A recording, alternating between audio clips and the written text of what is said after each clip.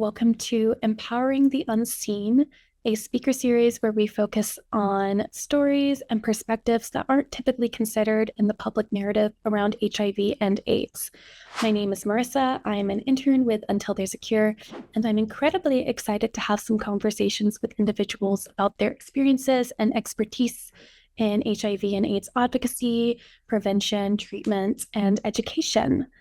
I know I'm excited to learn something new, and I hope you can too. Thanks for tuning in. So yeah, welcome.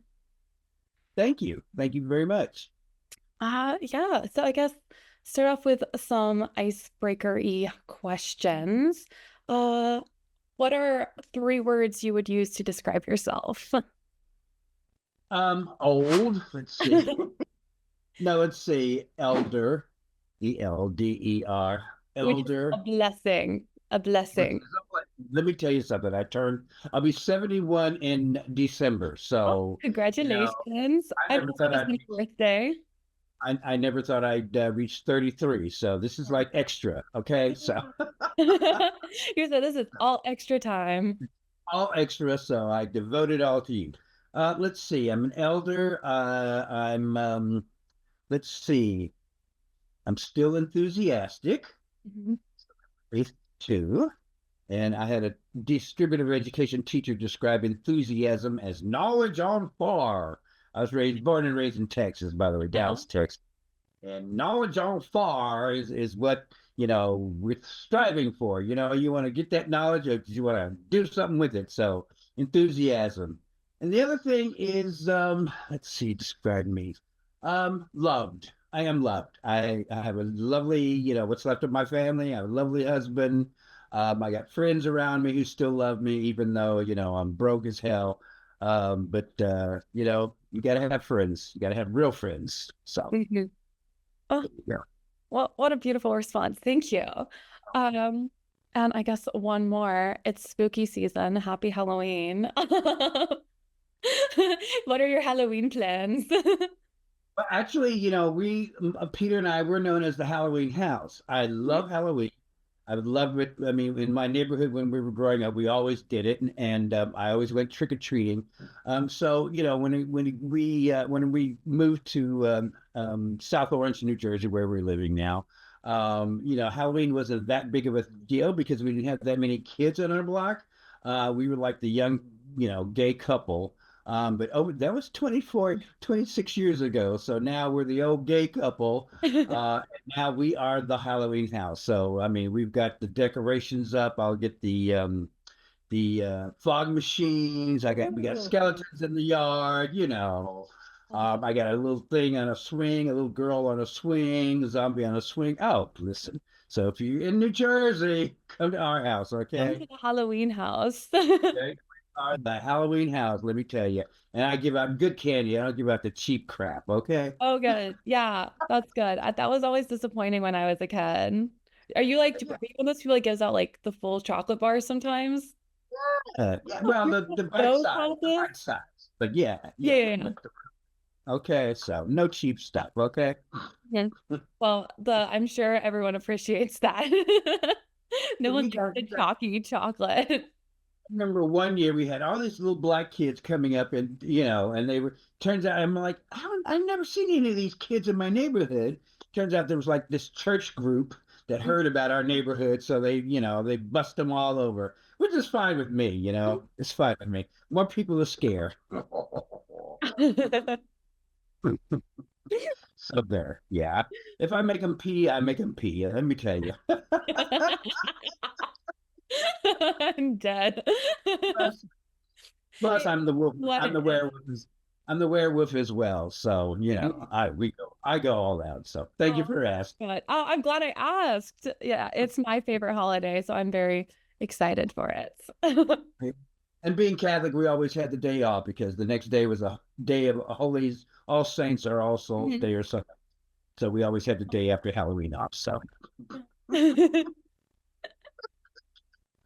Oh, well, all right, let's talk about some real stuff then. Let's get into it. So, first of all, I guess I would like to hear just in general, how did you get into this work? Was there like a specific thing that inspired you, or did you just was there just kind of a path that led you here? Well, to tell you the truth, it's because, well, remember I talked about being elderly. So I've been around I've been gay and I've been around for a long time. When the HIV epidemic really first started in the like the 70s, late 70s, I was living in Los Angeles at the time, even though I was born and raised in Dallas, but I moved to Los Angeles in the 70s. And, all of a sudden, people around me, my friends and things, started getting a little sick, and people started losing weight, and all of a sudden they were getting little things on their face, and we were like, oh man, what the hell is going on? Yeah. And then everybody was talking about the gay cancer. So I've been around since those days, when HIV was actually HTLV 1, 2, and 3, way before your time, I'm sure. What year were you born, if you don't mind me asking? 2001. Oh God. I'm 22. Hey, bless your little heart. Okay. I had, I had a guy, I was doing a poster with a guy from Garden State Quality, and he was like, Dino Canva, and he was doing all these things really fast. And I'm like, damn, how old are you? And he's like, I'm 25. And I'm like, oh man, I've been sitting in this chair longer than you were even alive. Lord have mercy. So anyway, so I digress. Yeah, so that was what was happening. And I remember the first person that I knew that actually had the gay disease was a guy named Herb. Who was a very nice. I was working at um, a temporary agency. We sent temps out to other agencies and things like that. And Herb was like this very Christian guy. I mean, very religious. Very, he was gay, but he was still very religious. And he was the first person that I knew that got sick and died. And I thought, oh my God, if Jesus is going to take somebody like that, Lord have mercy, I don't stand a chance. So, I was a little worried around that time. So, that was before, a lot of people got sick. And I decided, okay, I'm going to leave Los Angeles and I'm going to go to New York. So I moved to New Okay, York. so It was I like, was wondering, how'd you get on the other side of the country? Yeah. well, just so you know, I did move to Los Angeles thinking I was going to be a big movie star. Mhm. Ended up selling shoes, but that's another story. So I knew that wasn't going to happen for me. So I thought, you know what? Now's the time. I'm still young-ish that I can like make this other change. So Mhm. I moved to New York in 1985. And I had been doing some little theater work, but not anything to make any money. Um, so I moved to New York, and all of a sudden it was like, holy shucks, man. It's even worse in New York than it was in Los Angeles. I stayed with a friend of mine named Paul, and who I also knew from Texas. I went to North Texas State University, and I crashed at his house for about 6 months until I moved to Astoria, Queens. And I I started doing volunteer work actually when I was working at an advertising agency then, and I was doing volunteer work for Gay Men's Health Crisis in New York City, which was the first HIV/AIDS organization, really service organization. And so I was volunteering for them, and I was a case management partner, and I had a couple of people that I was case managing over, not social worker wise. I wasn't that kind of case manager, more of helping somebody get to an appointment and visiting them. And then that person died, and I thought, man, this stuff is really, really happening. So I continued doing work with GMHC. I was doing, they kind of put me in to the gay black men's, reach out, outreach type thing. And then they hired me, and I thought, okay, I guess I'm in this full time. You know what I mean? So they hired me, and I stayed with them for about 3 or 4 years. Um, and between that time, I met Peter, and we ended up moving from Jersey City to where we are now in South Orange. But Peter was also working as a nurse. He was a nurse manager, ICU nurse manager at University Hospital, University of Medicine and Dentistry, UMDNJ, and now it's all Rutgers, but it was UMDNJ back then. And I was working in HIV, and all of a sudden he was like, Dr. Closer over there kind of wants me to work at her clinic. She was doing HIV work. So it was like, okay. So he started doing HIV work. So we both kind of ended up, working in HIV.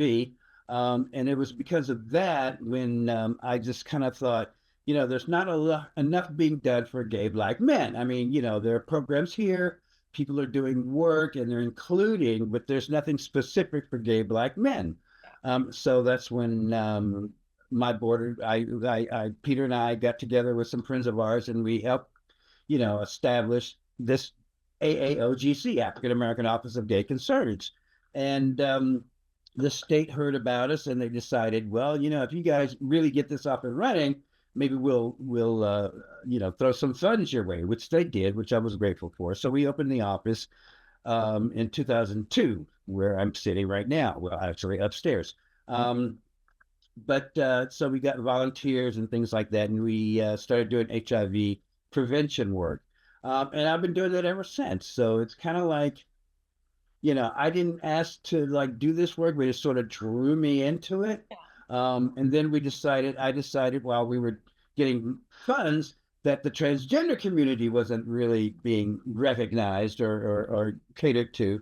So we were the first ones to apply for money for transgender women, Black trans women, and we got money for that. So we're actually the first agency in New Jersey to get money for transgender people. So I'm very proud of that, even though now, it's just me kind of, and we don't get funding from the state anymore, but that's okay. It's, everything's winding down and I'm winding down too, trying to retire. But it's been great. I mean, I've helped a lot of people. A lot of people have come through these doors. And a lot of people that I've trained, especially trans women, are now working at other agencies. And I'm happy about that. So, I really feel like I've done my part, over the years. And I'm ready to like relax and retire. Yeah. No, you've done a Yeah. lot. You've definitely done your part. And yeah, I was saying that I was interested in asking, like, what specifically I mean, I know you saw a need for Black men to have a focus and support, not just have something that would be open to them. What were some of the differences or kind of gaps that weren't being filled with that community that you were seeing? Well, I think a lot of it had to do, I mean, people now talk about economics and things like that. It In the early days, I mean, it was gay men, we were still in the closet. Okay. It's not like open like it was now. We didn't have marriage equality or anything like that. And especially in like Newark, there was still a lot of backlash against homosexuality, per se. And a lot of people were still in the closet. So while they were still in the closet, of course, that meant that they, weren't going to, if they were infected, they weren't going to let anybody know, which is why a lot of people, when they finally got help, they were really too sick, and a lot of people, continue to die, which is a lot different now. People, I mean, once we identified that, straight folks get it too, Black straight men, you don't have to be gay to get HIV and die from AIDS, So once we got that message, people were a little easier. It was a little easier to do outreach, but we still, met some negative stuff. The government here in Newark, where I work, they weren't, well, I don't want to put any blame, but several mayors ago never, ever, ever even said HIV. You know what I mean? It was just like something that they didn't even want to talk about. So, I mean, now it's a little bit better now. But there was times when we weren't fighting City Hall, but we never got any support for City Hall. There was just the kind of trying to Yeah, ignore the issue that was really there. yeah. But So, yeah. So things have changed now, but for a lot of time, even HIV work, it was like in the closet, just like a lot of people were. So I mean, I'm glad things are changing now, and there's a lot of help, and there's a lot of medicines and things like that. Of course, way back then we had AZT, and it was making people sicker than the illnesses were. So we've come a long way. So This is true. Yes, still a lot of work to do, but definitely a lot of great work has been done to get us to this point. Um, and yeah, I also want to go back to asking about your work with gay men's health crisis. I know it's recently about you doing like a little outreach with the ballroom scene. Yeah, could you share? So that would be so I love drag because I'm in small mountain town, North Carolina, but we have several drag houses here that perform at the local bars. So it's like a big thing with all the college students. So Mhm. I'm just interested to hear about kind of your experience with that, obviously with your advocacy, but just like yeah. Well, so here's the thing. I don't know if you've ever heard of the House of Latex. Hmm. Uh, like the latex ball is the biggest ball of the year here in New York, in New York, excuse me, in New York City. And guess who started the House of Latex? Little old me. I don't get a lot of credit nowadays because I mean they've taken it to a higher level. But yeah, what happened was in like 1989, 1990, when I actually first started working on salaried for GMHC, Gaming and Self Crisis, um, we were doing outreach to the community and things like that. And then I heard about the ballroom scene, and I was like, oh, because I'm a little older than the regular ballroom kids were then. Now they're older than I am. Lord have mercy. There's some people that have been in the ballroom scene that, oh, honey, their gums are smacking worse than mine are. So, but and what's his name? The guy that worked in the audio visual department at Gay Men's Health Crisis. What was his name? Greg Bordowitz and his co-worker Jean Carlo. They were like actually working with the House of Africa, as a matter of fact, and they were going to do a video featuring Tracy Africa, who was the mother of the House of Africa. And so I heard about it, and so I watched it. In fact, they did a little dance number, and I did, one of the dancers had to borrow my black leather jacket. So I'm like, oh, Sue, I'm cool now. Hey, yeah. So but nobody had ever like gone to the balls and like did actual outreach. You know what I mean? So I said, okay. So I got a couple of my volunteers, and we went to the balls, or we went to that first ball and handed out condoms, and people were like, "Oh, you can do this in a ball?" And I'm like, "Well, we're doing it, yeah, we're handing out lubes and things like that." So we then had a meeting. I called a meeting with uh, the ballroom scene, a lot of the different mothers and the fathers from the ballroom scene. And we actually had a meeting. And at that meeting, we started talking about really doing outreach to as many of the balls as we could. And somebody said, well, we got to have a name for this outreach type thing. And I said, well, we're our own little house. And somebody said, oh, yeah, the House of Latex. So I did not coin the phrase specifically, but I did use the phrase, and so that's how it Oh, became it the is House of Latex. born. Yes. There you go. Okay, so George Bellinger Jr. was actually the one that came up with the term House of Latex. So I'm grateful to George. He's still around too. So that's how the House of Latex started. And it wasn't until a few years later, after I left GMHC, that Arbor Santana actually turned the outreach into its own house. So it wasn't a house until Arbor became mother of the House of Latex. He's passed on since then, but he's the one that actually built it up and got the kids to start walking the balls. So I'll take credit for some of it, but other people took it, and really elevated Right, it. and So Raleigh. right, right. So it needed that group. I mean, it needed younger people that I am. I mean, I could do the specifics and get all the grants or whatever, but they needed to do the work, and they did, and I'm very proud. The House of Latex don't know who I am now, so because I'm in Jersey, they put me out to pasture, but my legacy is still there, and I appreciate it. Like Nora Hannah and Till There's a Cure, we know what we've been doing. So I also just in all your years of doing this outreach work, what have you found has been most effective in like educating people? Just like simply like getting the information out there.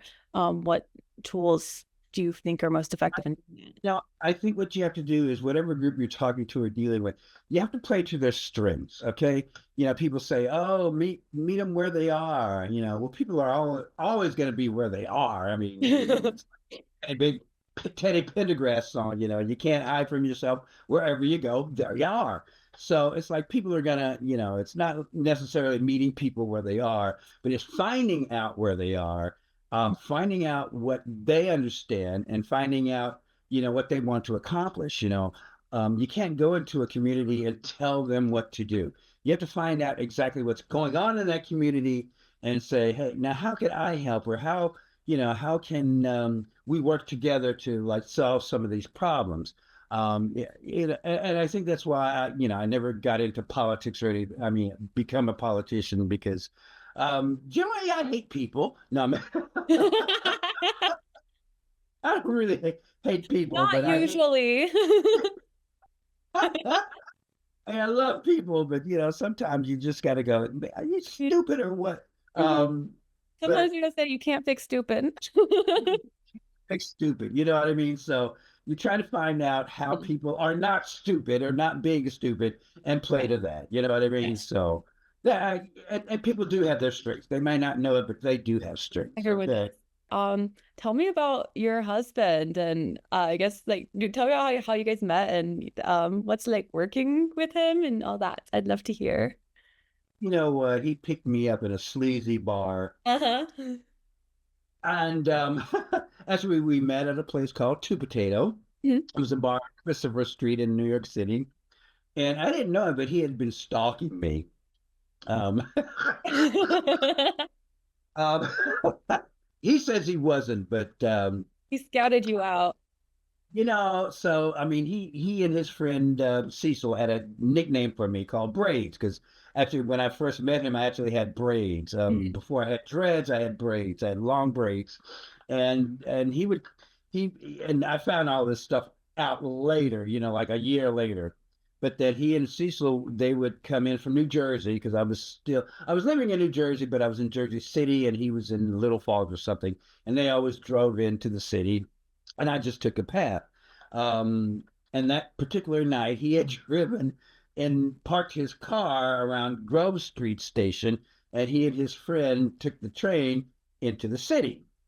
So, so we're sitting up there at the Two Potatoes Club bar, whatever you want to call it, and I saw him, and I thought, oh, he's cute, and I'm like, what's happening, and this older guy, I say that now, but this older guy was like, oh yeah, so he comes walking over to me. I'm like, no, you, that's over there. So, so it's like, yeah, really, no. So I walked over to Peter. We started talking, and of course, he had this British accent. I was like, oh, long-haired Brit boy. Oh my God, I was in heaven. So, so we got to talking, and it turns out, that he didn't drive into the city, but he had left his car at the Grove Street pass station, which was the pass station that I took. You know what I mean? So I said, "Oh, okay. Well, you got to take the pass train back, and that. So why don't that?" And so that was August 24th, 1990, and we've been together ever since. So I couldn't get rid of him. I mean, it was like, it was a friend of mine that pointed out after a year, he looked at Peter and said, why are you still here? Gary Paul generally, 1 or 2 months and then it's out the door and da da da da. And I'm like, well, thanks, Paul. Thank you for that. Way to hype me up. Oh my God, he's right. You've been around for a year. Mhm. Oh my God. We were in P-Town at the time, and it was like, oh, okay. Well, I guess I kind of like you. I guess you are my boyfriend, or it was, but it was a year had gone, and I hadn't even recognized it, and he was still here, and I was like, well, yeah, I guess I'm stuck with you now, or vice versa. So. Yes. No, so about we dated for a little while longer, and then another year he moved in because his lease was over, and the people that were sharing the house with me, they were moving out. It was like perfect, and now we're married. Da, da, da, da, da, da. So yeah, Wonderful. we got married on World AIDS Day in 2013 because it was the first year that we could actually get married. So since we were both working in HIV, so that's why we chose World AIDS Day. So there you go. Yeah. Yeah. No, thank you for sharing. Just trying to think how I would reword my last question. I guess in terms like you've trained a lot of people. So I sort of advice to the people taking on the next steps of this work.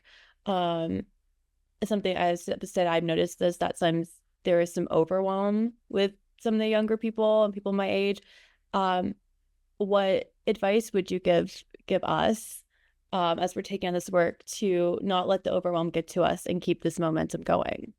Uh, my first thing would be just don't be deterred. Okay, don't let anybody stand in your way. Okay, yeah, if you've got a mission to do, go ahead with that mission. You might have to find different ways to get around it or get around the people that are standing in your way.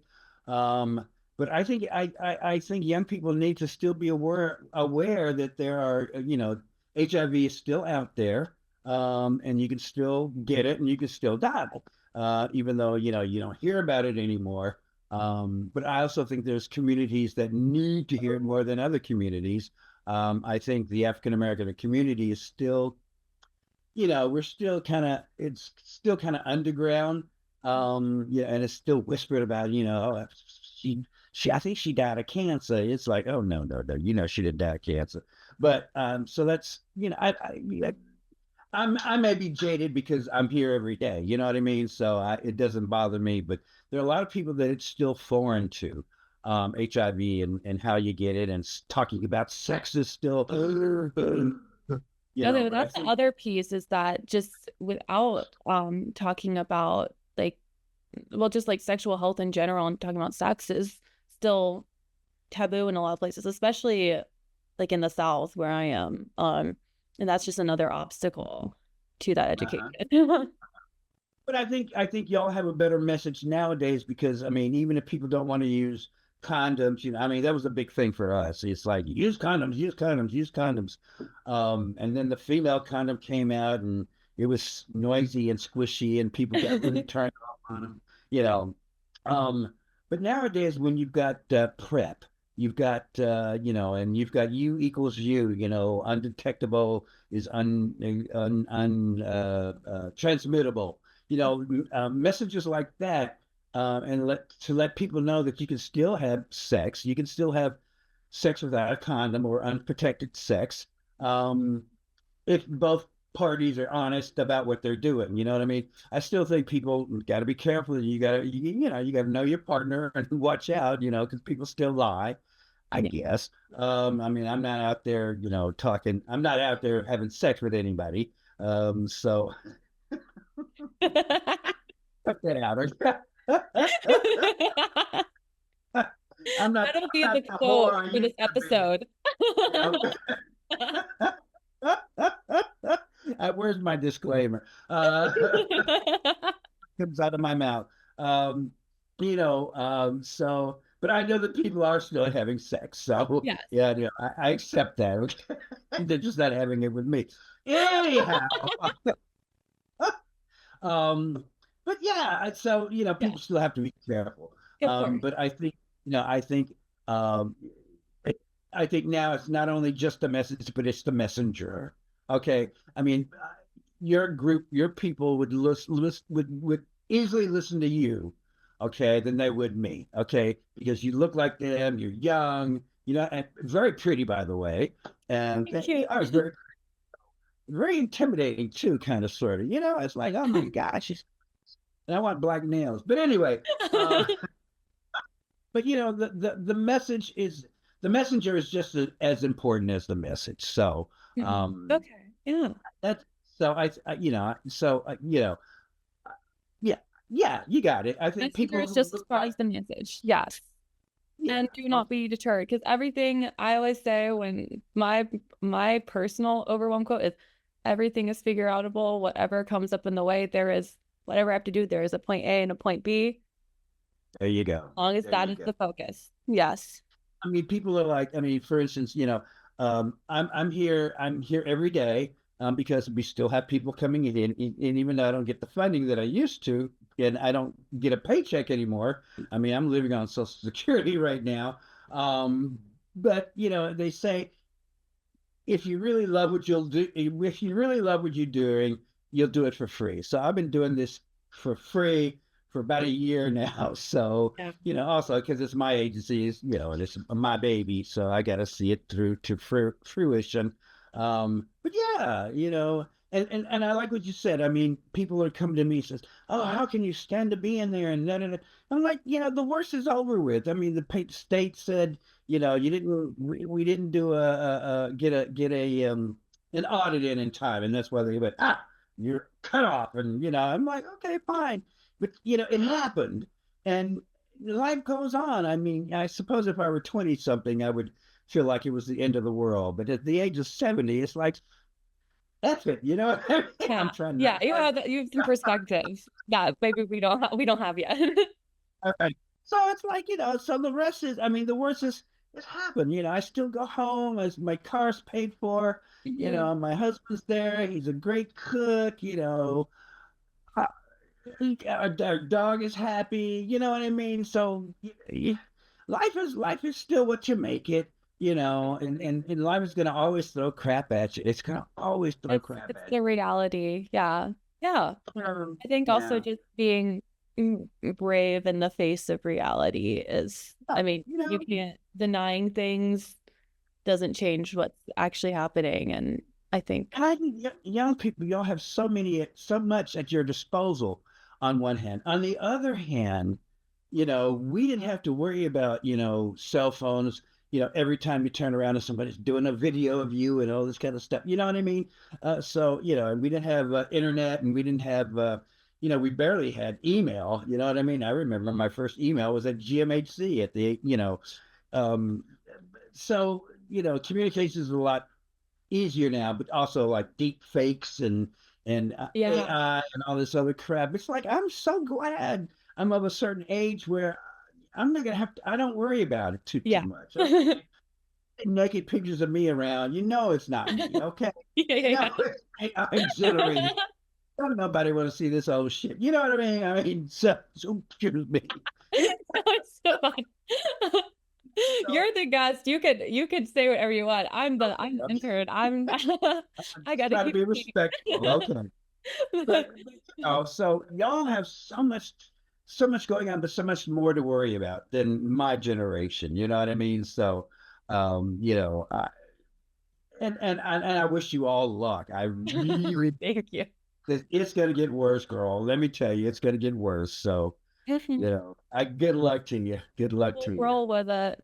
At least I will. Yep, you got to roll with it. So that's Yeah. good. That's a Uh, good one.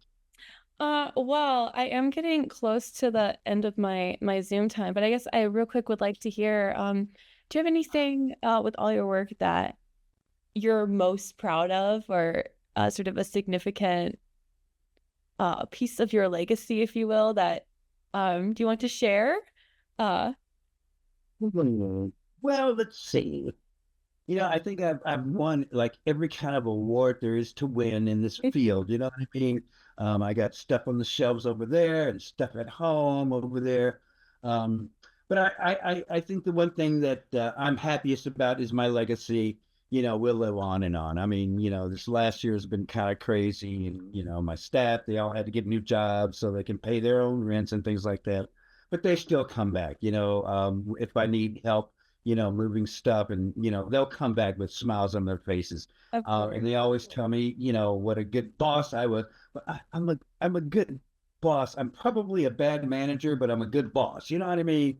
If And I then were coming back and wanting to help with you, it's just a testament to how important you've been to them and your community. And so, trying to build me up, even though I don't need it, but that just says that, the 24, 26 years I've been here, what has not been wasted. You know what I mean? And I don't want to die tomorrow, but I could die tomorrow, and everybody's going to be very, very sad. Oh, Gary Paul's gone, but look what he left us. You know what I mean? So, and that, to me, that's important. That's important. I can make my mom and my dad proud, and they're no longer here, but you know that little queer guy that they raised, and turned out to be okay.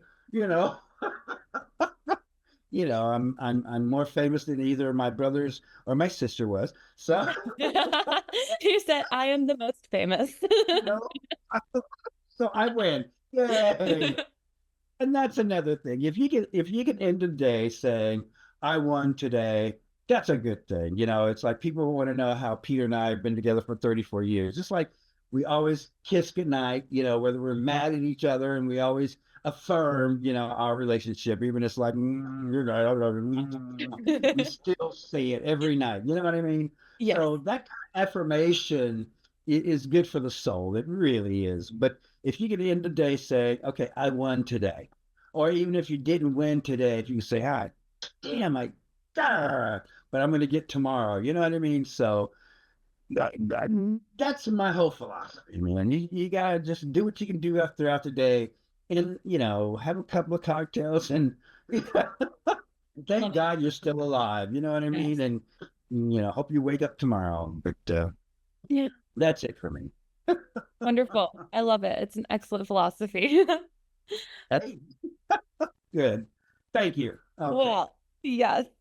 Well, thank you so much for doing this to me. It's been a joy to talk to you, and I appreciate you sharing your elder advice to me. So I appreciate that. All right, listen, this is wonderful for me, and I'm glad you're okay. And just be careful out there because it's a crazy world out there. So it is, yes. Making it through.